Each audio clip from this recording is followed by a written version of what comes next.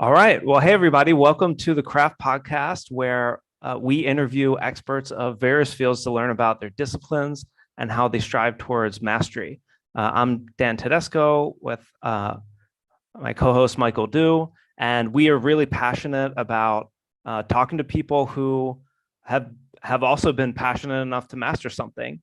And we're excited to share the interviews we do with all of you today. So I really encourage you to subscribe right now. It's if you subscribe, you get a totally free lifetime subscription to our interviews, and you may or may not win $1 billion. No promises, but it could happen. So let's get right into it. Michael, who is with us today? Today, we're joined by Leonie Valentine. Leonie is a seasoned executive with over 30 years of experience in navigating complex business environments. And she has held C-level positions in startups and major corporations across the Asia-Pacific region. And Leonie is a transformational leader who uses a pragmatic approach to deliver long-lasting and sustainable change. In her role as the managing director of Google Hong Kong, she designed a thought leadership program that continues to shape the city's digital landscape today. And Leonie is a lifelong learner and is passionate about understanding the latest in digital and data technologies.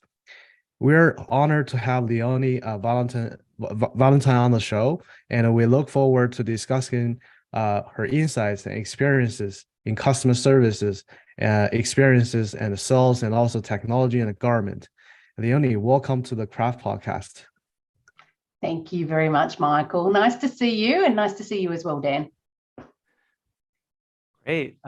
So Leonie, to kick it off, we like to start with people's kind of superhero origin stories. Right.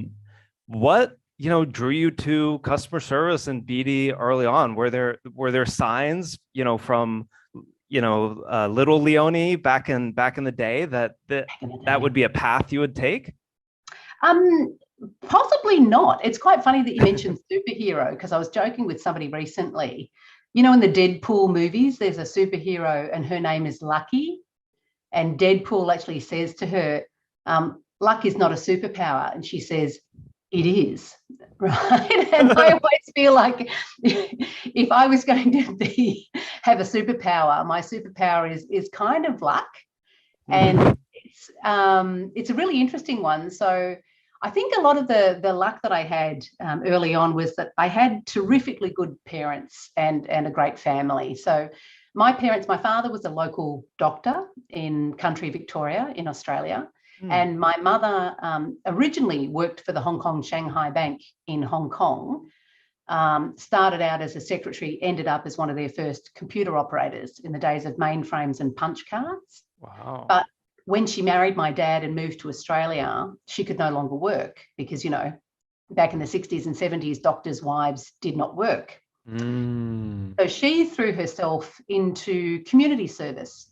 So mum was never home. I mean, she didn't have a job, but she was always with the Red Cross or the Country Women's Association or hanging out at her church. And she was always baking and doing things, golf club. And my father was always working in the community. People would turn up to the house, when they'd accidentally chopped their toe off with an axe or something like that, because we did live in the country, right?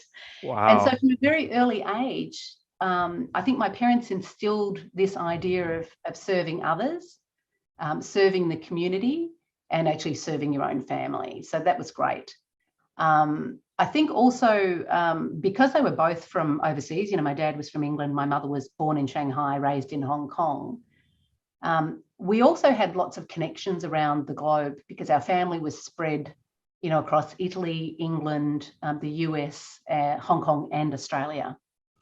So I think one of the other things that gave me was this ability to be a natural connector and networker, because our families were from different places. Some of my family members, their first language is not English, it's Chinese. Some of my family members, actually, their first language is Spanish in the US and, by marriage, some of my cousins-in-law, etc. So that also, I think, gives you a natural curiosity in terms of understanding other people, other cultures, and really making an effort to connect and find something interesting to talk about. And so those early lessons were really great in terms of serving me well for a future in service and business development, because I'm genuinely interested in other people and they find me genuinely interesting to talk to. Does that make sense? Yeah, it's a two-way street, right? It is. That's Yeah. pretty cool. And when you were speaking about luck too, it made me think of this Thomas Jefferson quote. He wrote once, "I'm a firm believer in luck. I find the harder I work, the more I have of it." That's exactly right. Just the idea. You go. Right. The idea that it's not that, you can generate luck to some extent based on the actions that you take and the perspective that you have. Absolutely. So I always think about it, it's not blind luck. It's actually being in the right place at the right time, sure, but with the right skills, experience, and attitude. And if you have all of those things in combination, then the universe kind of, I think, organizes for you to have great opportunities. So a lot of it's about, I think, also the openness and having that right attitude. But yeah, working very hard to create your own luck is very true, I think. Yeah. So then going forward a bit, I'm curious, how did kind of education and early jobs kind of, because for a lot of people in life that there's a bit of path dependency based on, choices that you make or things that happen at that time. So education, early career, how did that kind of, continue this, the serving and the natural connector parts of you? So, I started working part-time when I was 15 in Australia. I got a job in a local service station. So, you'd pump petrol and then go and slice ham. Obviously, you want to wash your hands in between those two things, between the deli and the petrol pumping. So that was one of my earliest experiences whilst I was also studying. I wasn't a particularly good sports person, so that was probably quite lucky in some respects. So I spent my time either studying, hanging out with friends, or working part-time. And I think that really developed more of my social game. For a lot of, I think, young people, actually having sport is great for their social game. But for me, because I naturally wasn't that great at a lot of sports when I was younger, I didn't gravitate towards that. I actually found it quite difficult, and I didn't really like the competition. I like to be self-competitive, if that makes sense. So it's why I liked, in studies, the only person I was trying to better was myself. Right? Yeah. I looked at my score and I thought, well, that maybe not good enough. I could do better next time by doing X, Y, and Z. So I liked that sort of stuff.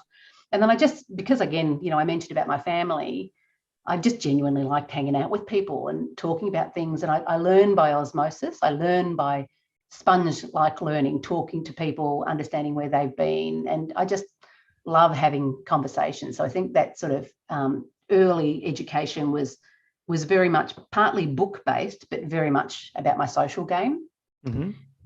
And then, my parents really reinforced in me the opportunities that would come from actually going to university, doing well and going to university. I didn't do as well as they hoped I would. Unfortunately, during my final year of high school, I got a boyfriend who was a little bit older, and that kind of blew my final year scores. But I ended up going to, social game was a bit too good at that point. But I did end up going to Melbourne University and starting my degree. But unfortunately, at the same time, my dad ended up losing his position at a local hospital. At 55, he ended up being unemployed, and I ended up having to drop out of second year university. Now, it was actually a great life lesson because I could fall back on my part-time work. I went and did bar work for half a year while I worked out what I was going to do. I tried to get a full-time job, with a year and a half of university under my belt. And it was the height of a recession in the late 80s in Australia. And I just couldn't get a full-time job outside of hospitality. So that service mindset really served me well at that point in time. And I realized the value of actually having a degree behind me. I needed to go and finish what I had started and complete my science degree and see what happened after that. So, you know, I still continued to do both, worked my way through my university, my first university degree.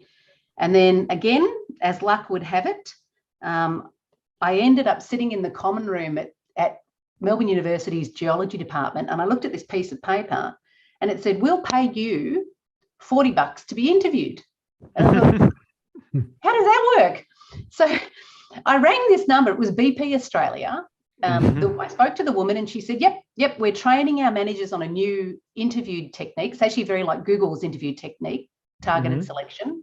And if you come in for just 2 or 3 hours, we'll pay you $40. I mean, and this is 1989, I think it was. So for me, that was quite a lot of money, right?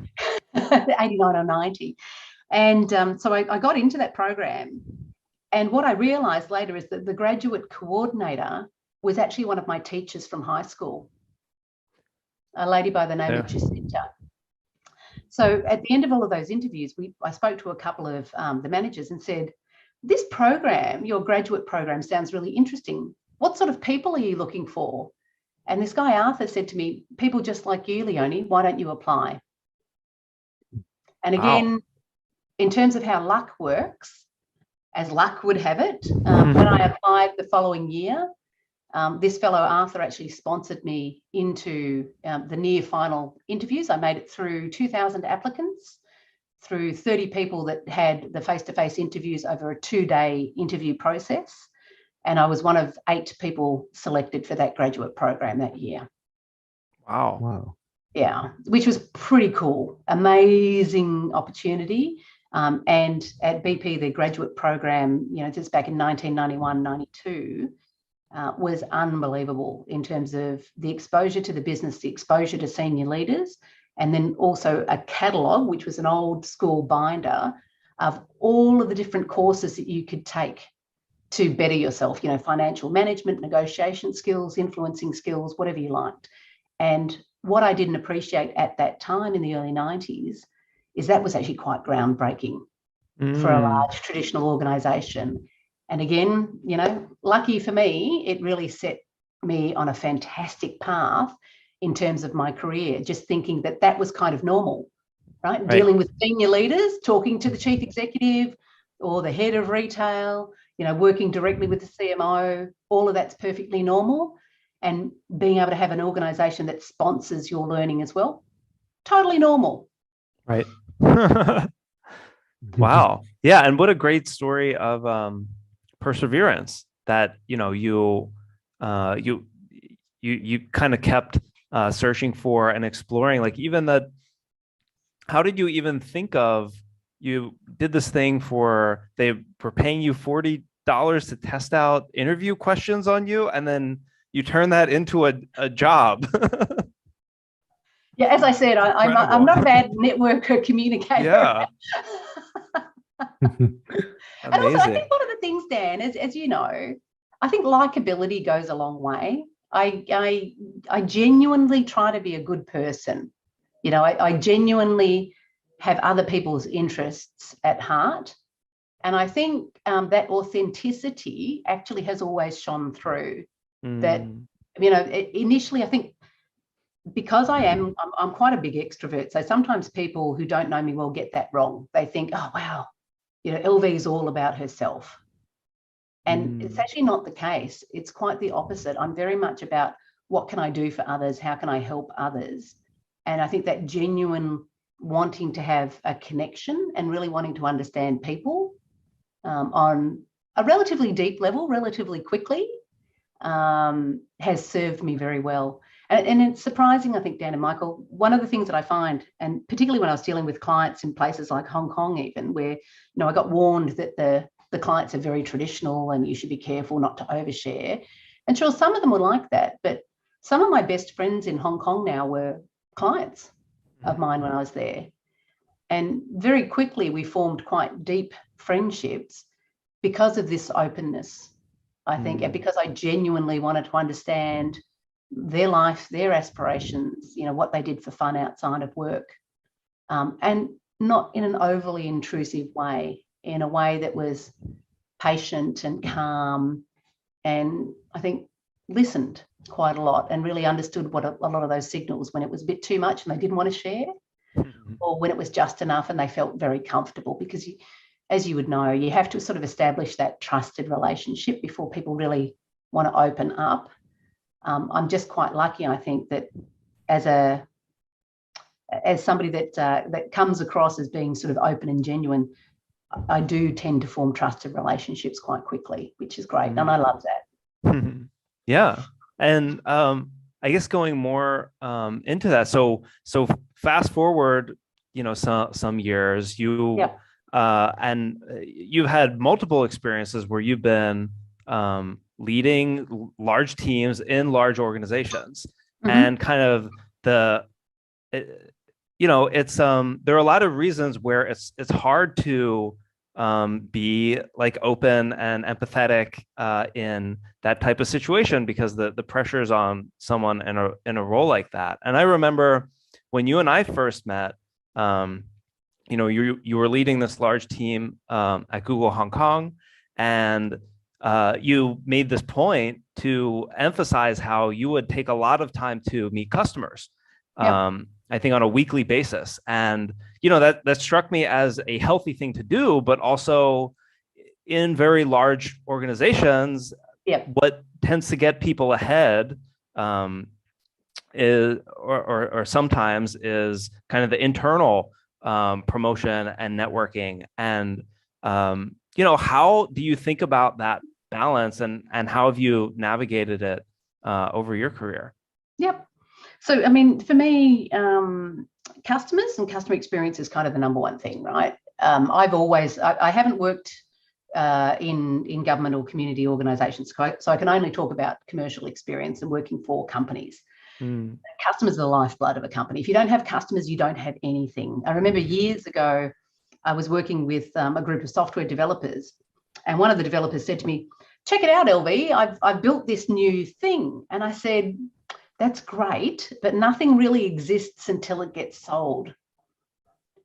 And they couldn't understand what I was saying to them, but I'm like, we need to have a customer that wants to buy that thing, right? There's no point us investing. This is the time we were doing custom application development for and on behalf of customers. We weren't a product company, we were a services company. So if you were spending effort on building a service that nobody had yet bought, then possibly wasn't the best use of your time. If you wanted to be inventing and building those products, you probably should be in a product company. Right. So I always made the point that the customers were basically our greatest source of learning. They can also be, I think, sometimes both happy and unhappy. And one of the other things that I loved to do with customers, and even in Hong Kong as well, was go and have conversations, very open ones, with our unhappy customers. Find out what was actually making them unhappy, what were their ideas and how we could fix it, and then be very pragmatic and practical about what I could actually do to make it better. Because sometimes, depending on the situation, some of the demands from a customer might appear to be unreasonable. When you actually unpack that and ask, why are they asking for this particular thing? Why do they think it works that way? What difference would it make if it was, to be different? You can then start to get under the cover and say, okay, well, I can't exactly do that thing that you want, but what if we do this? What if we just change this? And I think 9 times out of 10, you get to a compromise situation where both parties can actually be happy, but you can't do that unless you're prepared to step in to uncomfortable conversations, unhappy customers, and have really good, I think, open, not quite debate, but a little bit challenging about what could be better. And you have to be open to that. I think too many organisations, too many large organisations now almost have a bloody mindedness that it's us against them, or I'm right and you're wrong, rather than entertaining the possibilities of what happens if we step into that grey. What happens if we step into a place where we're both uncomfortable, and how do we think about making things better? The other thing I love about talking to customers is customers, And this was true also in Google. I mean, Google very much is a product company where you're pushing products out.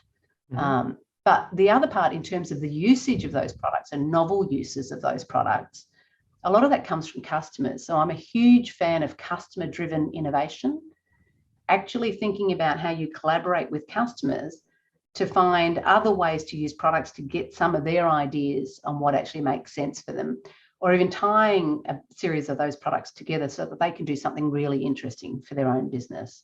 And today that could be AI-enabled chatbots or whatever. So, my recent experience, we used a Google platform and a third-party company.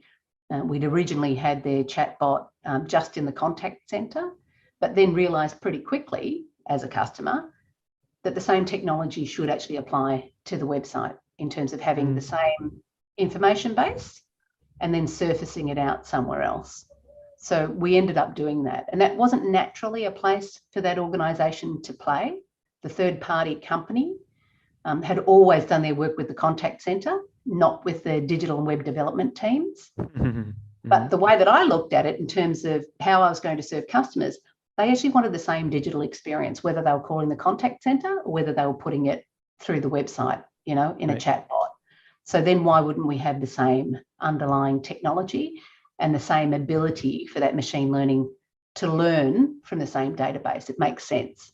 And that's a good example, I think, of customer-driven innovation. When you have those conversations, I think with customers, between customers, partners, and other third parties, you can really find some great ways to innovate for and on behalf of your own customers as well. Does that make sense, Dan? Yeah, for sure. Well, I can't help but go on a little tangent. Was this chatbot, pre or post ChatGPT? It is pre-ChatGPT. Okay. Yeah. But remembering as well, I mean, ChatGPT is interesting if you're actually scraping all of the information on the internet. When you're actually dealing with an internal organization and the particular practices within an organization, it has to be able to learn from the information within that organization, within, a secured, these are my customers, this is how we interact with them, this is how we solve their problems. That information is not freely available.